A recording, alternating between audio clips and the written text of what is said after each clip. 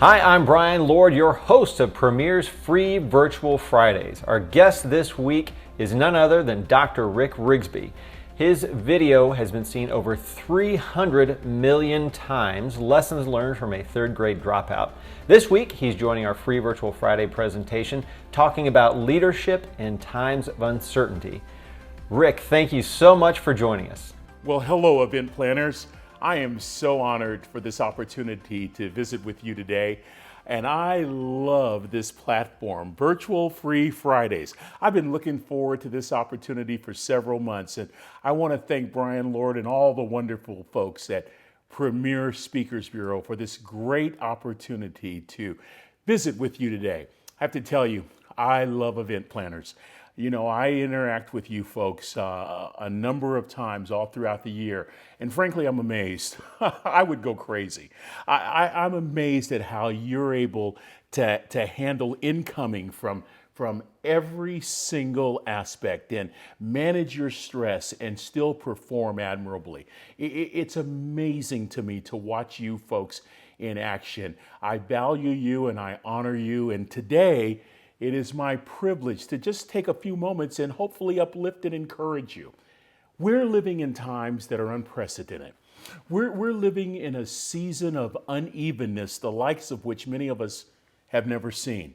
And I really believe it's in this time of uncertainty that we can really grow. We can actually shine.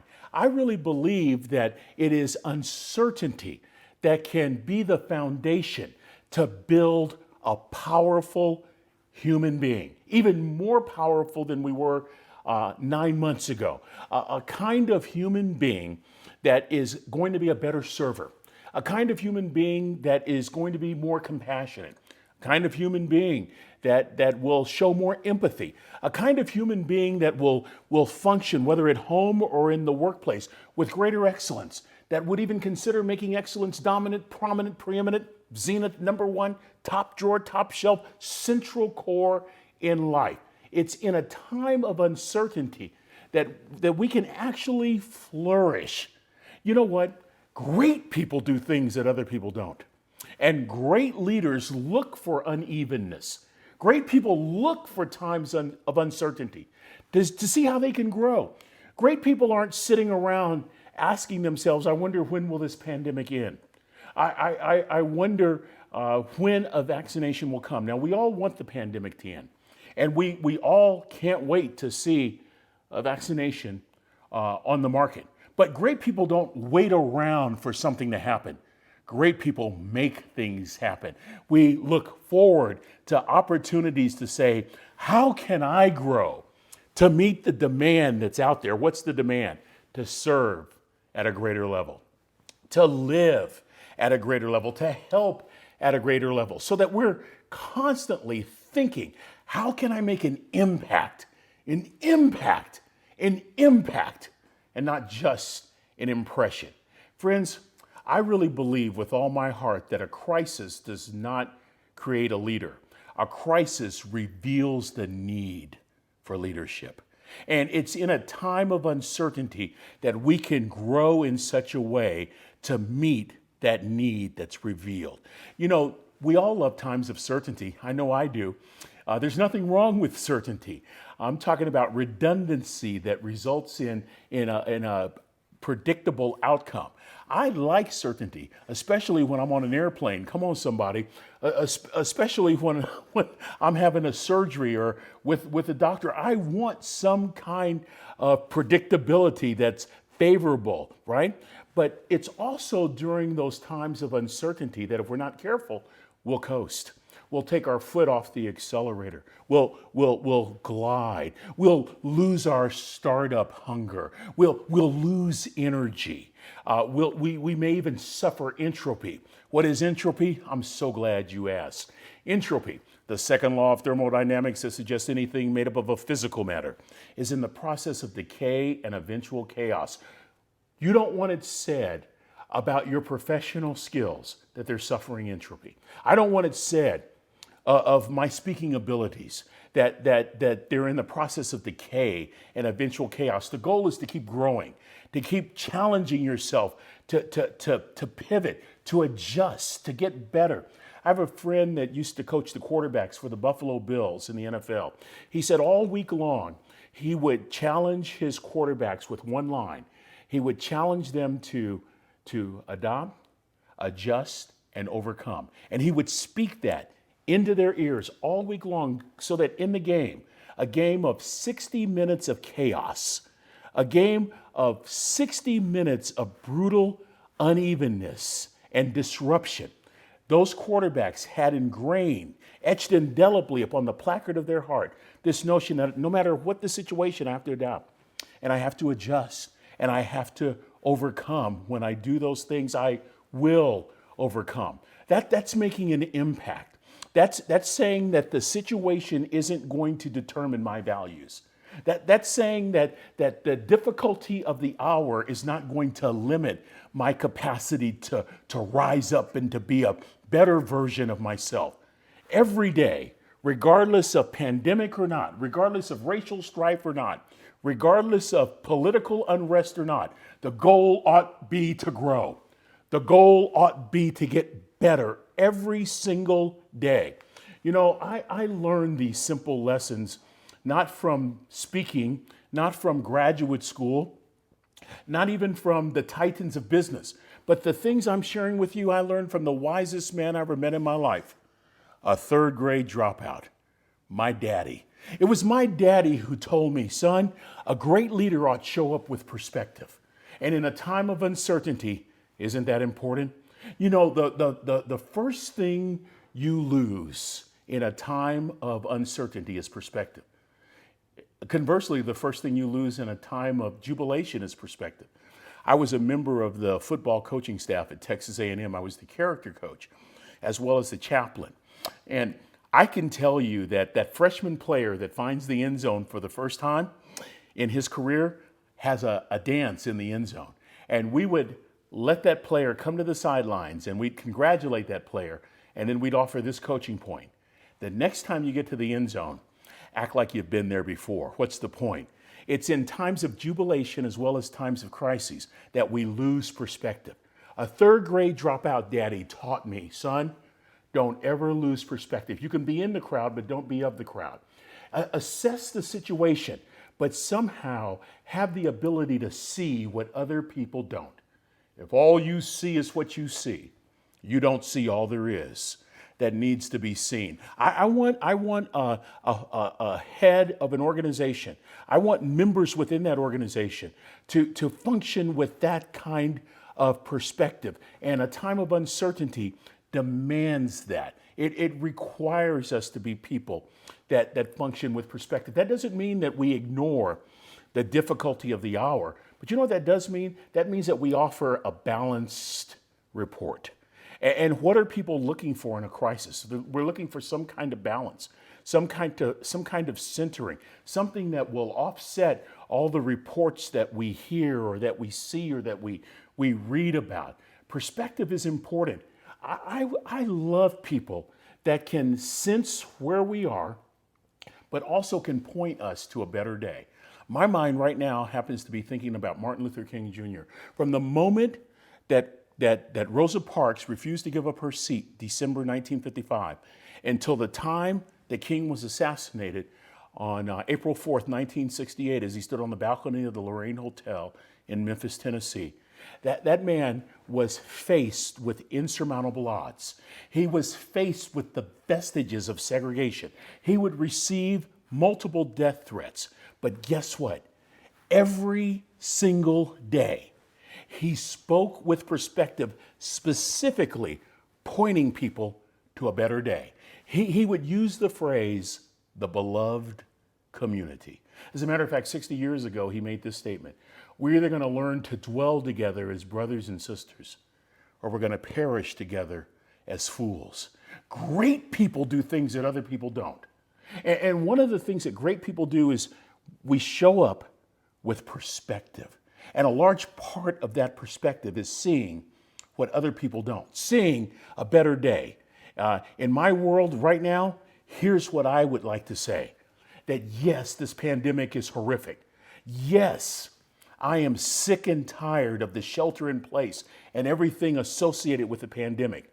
But I have hope in my heart that we're going to see a better day. And I'm not going to sit on the sidelines. I'm going to do my part in ushering in that day. How? By preparing myself to meet the demands that are required of me as a result of uncertain times. You can always do something to make life better by focusing on yourself and saying, how can I improve?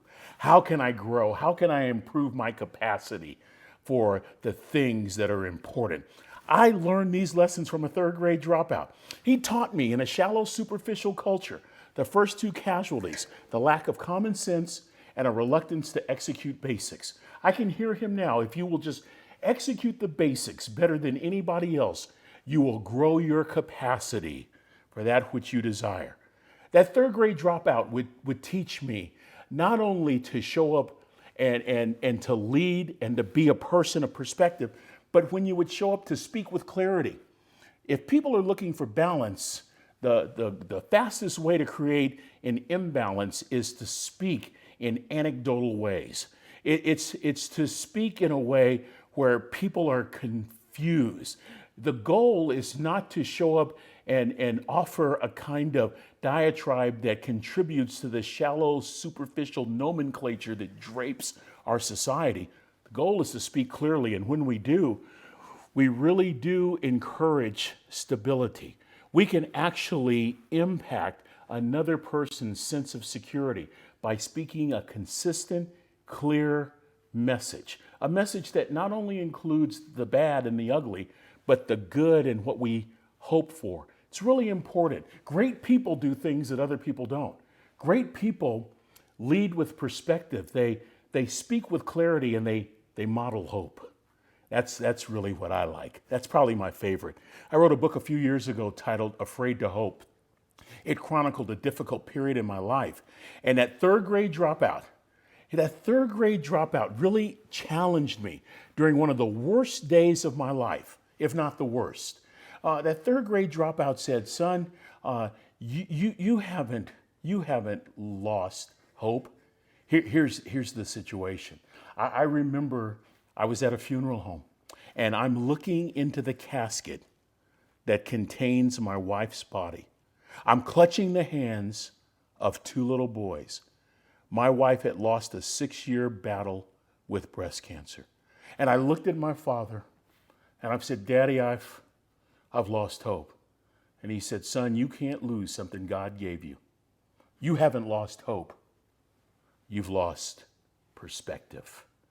You know, it was hope that would eventually lift me up. And it's modeling hope that causes me to say this very hour that hope is active, dynamic, transformative. In this book that I wrote, I remember it was received well, but I had a couple of business people say to me, Rick, it's a good book, but we just want to tell you hope is not a strategy. And that would sting. And I would pout when I would hear that. Do you know that it took a pandemic? Come on, y'all. It took racial strife. It took political unrest for me to realize they're absolutely right. Hope is not a strategy. Hope is more powerful than a strategy. A strategy is a plan. Hope is a belief that somehow together we're going to make it and see a better day. Where'd you learn that, Rick? A third grade dropout. Wisest man I ever met in my life was my daddy. Never made it past the third grade. Isn't that interesting? But Mark Twain once said, I've never allowed my schooling to get in the way of my education. My daddy taught himself how to read. He taught himself how to write. He challenged himself to be the best that he could, regardless of the exigence of the hour, regardless of the unevenness of the day, regardless of the uncertainty of the season. In his day, it was racial segregation. My father grew up in the 20s, 30s, and 40s. But despite the exigence, he decides he's going to stand and be a man. Not a black man, not a brown man, not a white man, but a man. You see, this is how that translates. Those of us kids that would come later in life, we couldn't make excuses. Come on, y'all. We couldn't blame other people. My father had one simple goal, he and my mom. It wasn't to rear black boys. It was to rear great people who would do great things. And the fact that he would never make excuses, the fact that he taught himself how to read, the fact that he taught himself how to write, it challenged us in ways that stick with me today.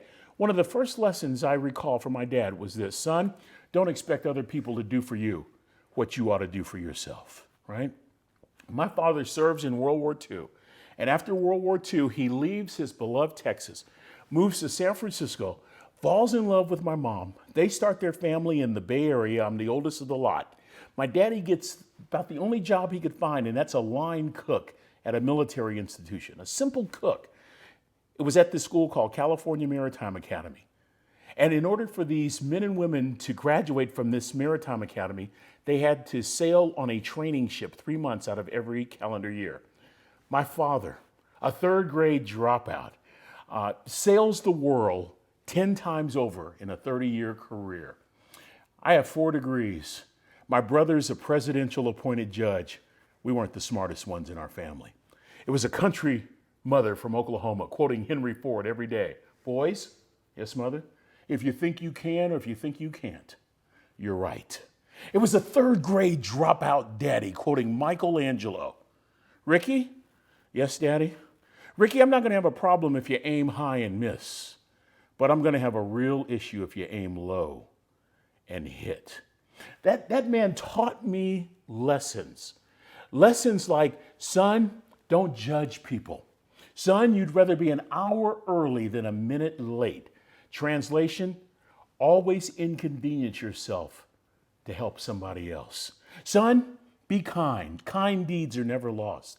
Son, make sure your servant's towel is bigger than your ego.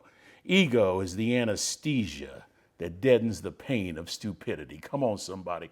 I might want to say that one again. You might have a relative you might want to send that one to over the holidays. The source is that great philosopher Anonymous. Ego is the anesthesia that deadens the pain of stupidity. Pride is the burden of a foolish person. My father taught me, son, if you're going to do a job, you do it right. Now, I know grammatically it ought to be do it well, but I like the way that he used to say it. My father taught me it's about perspective. My dad taught me it's about speaking with clarity. It's about modeling hope.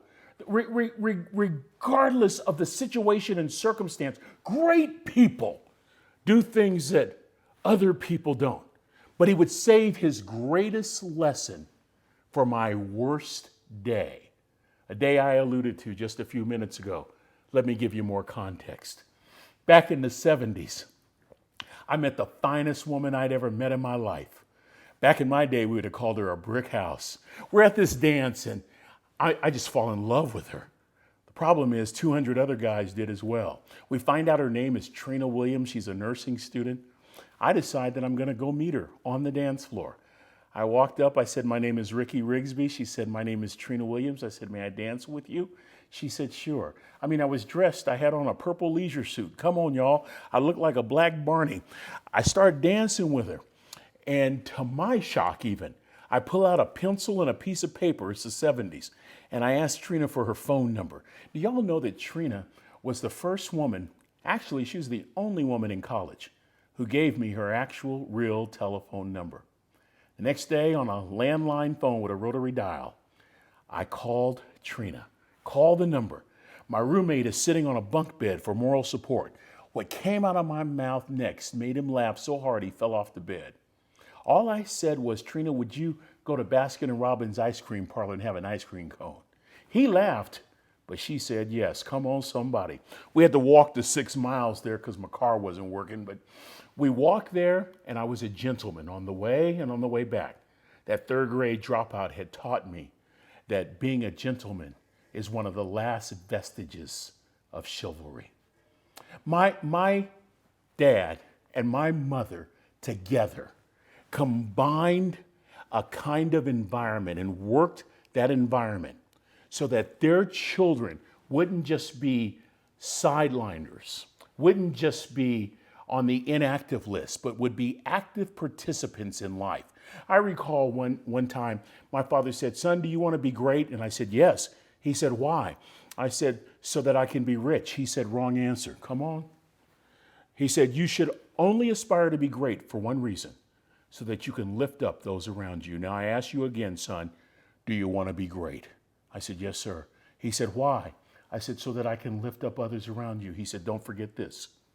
Great people do this. Don't forget this, son. Execute the basics, better than anybody else. Execute the basics better than anybody else, and you'll grow your capacity for that which you desire." I heard that in the 60s. It wasn't until the 1990s that I heard Pittsburgh Steeler football coach, former Pittsburgh Steeler football coach Chuck Noll say something very similar. The late Chuck Noll said this: "Champions are champions, not because they do extraordinary things, but because they do ordinary things better than anybody else."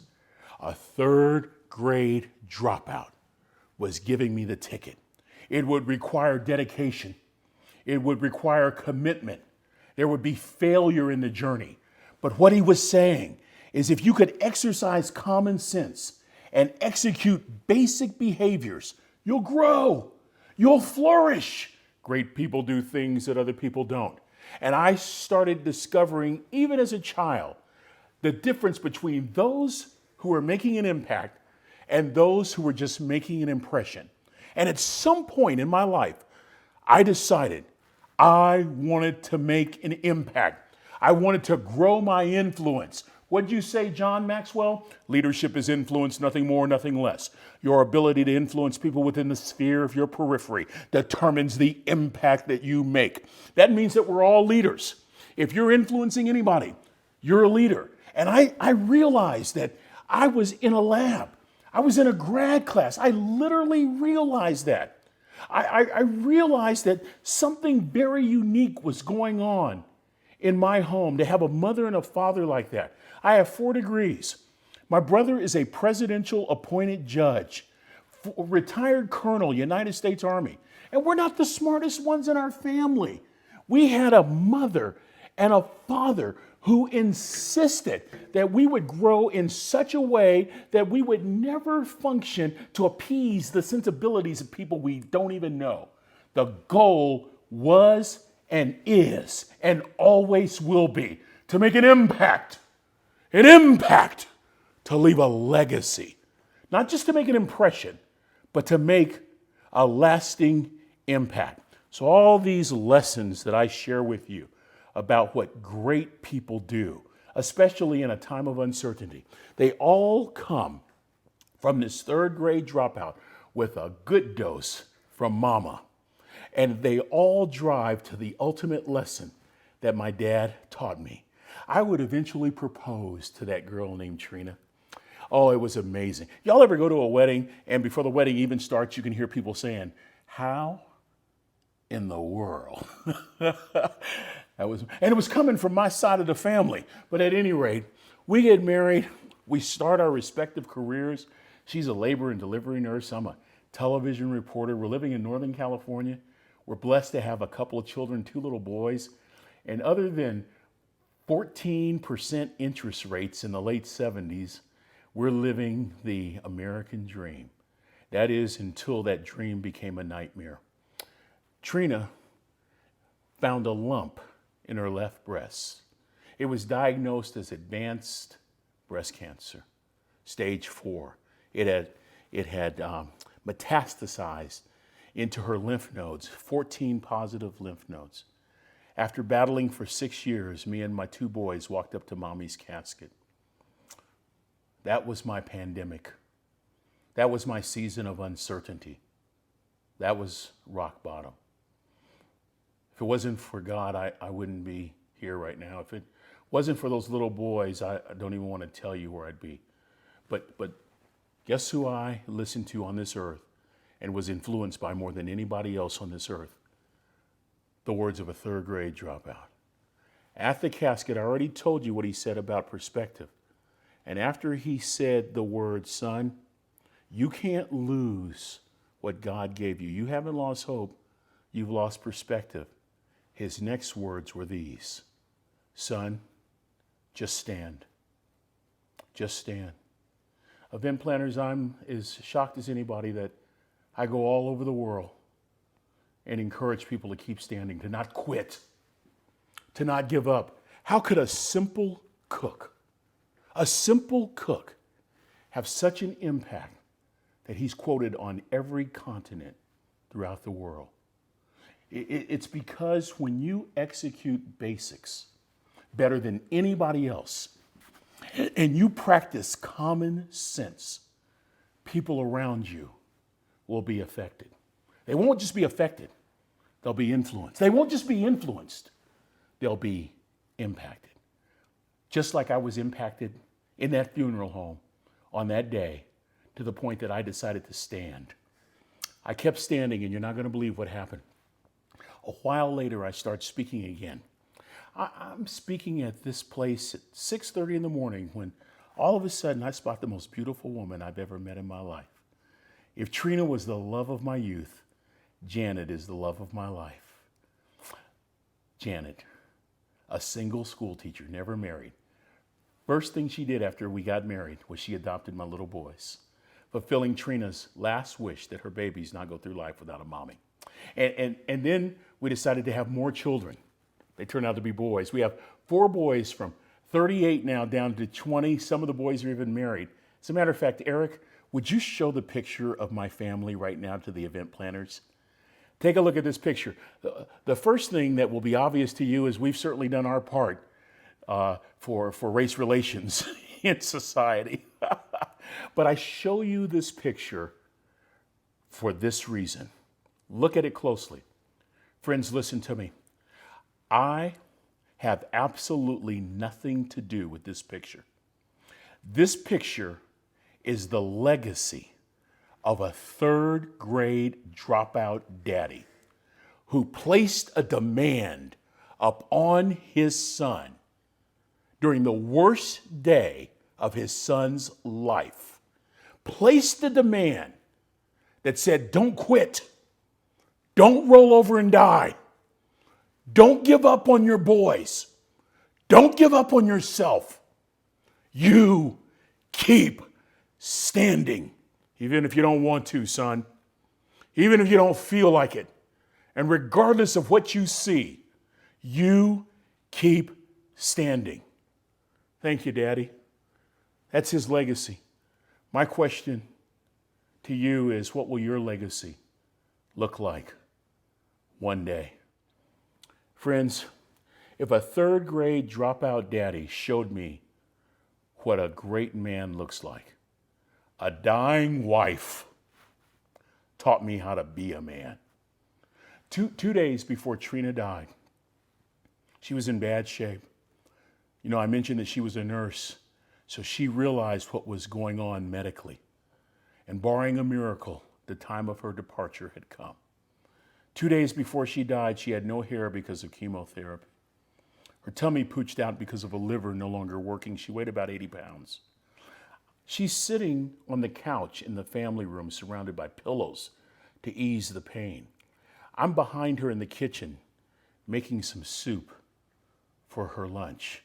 I notice out of the corner of my eye our then youngest son, Andrew, walk down the stairs with a wrinkled shirt. And this is what I heard next. Andrew, Mama, not always gonna be here to help you. She was saying goodbye to her baby. I waited for Andrew to leave and walk back up the stairs. I went around the couch and sat next to Trina, gently took her hand, stroked her hand, and without her breathing labored whatsoever, as clearly as I'm speaking to you right now, these were some of my first wife's last words.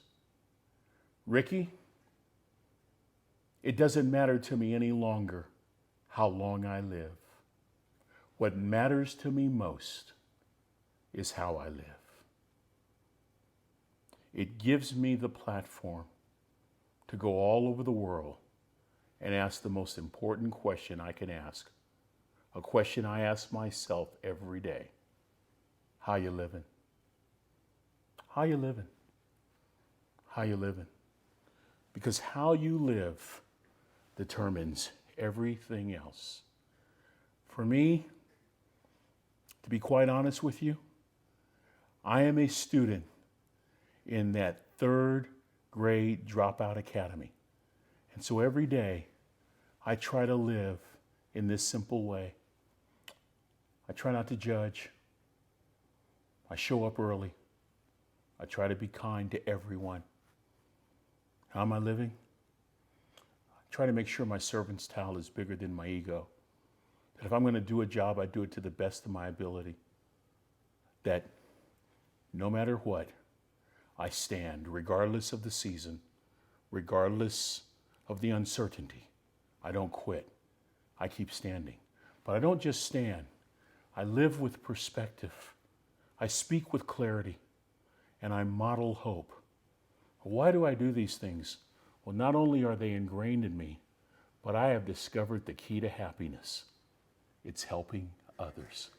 And so it's my great pleasure to be the best that I can be, to execute basics every single day, to make such a profound impact on someone else that their lives would be uplifted by something I've done or something I've said.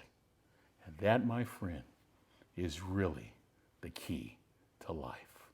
What a privilege to visit with y'all, to talk to you. My only regret is that I cannot see your faces, but someday there will be a better day. That is my hope, and that is my prayer. And until then, I'll talk to you again soon. Rick, thank you so much for coming on and sharing your message about leadership in uncertain times. So to everyone out there, thank you for watching this free Virtual Friday. If you want to sign up for the next edition of it, go to freevirtualfridays.com. We'll be having John Acuff, who is the author of Finish. He'll be speaking on Beyond the Pivot. So again, go to freevirtualfridays.com to sign up. Thank you again on behalf of Premier Speakers and National Speakers for joining us.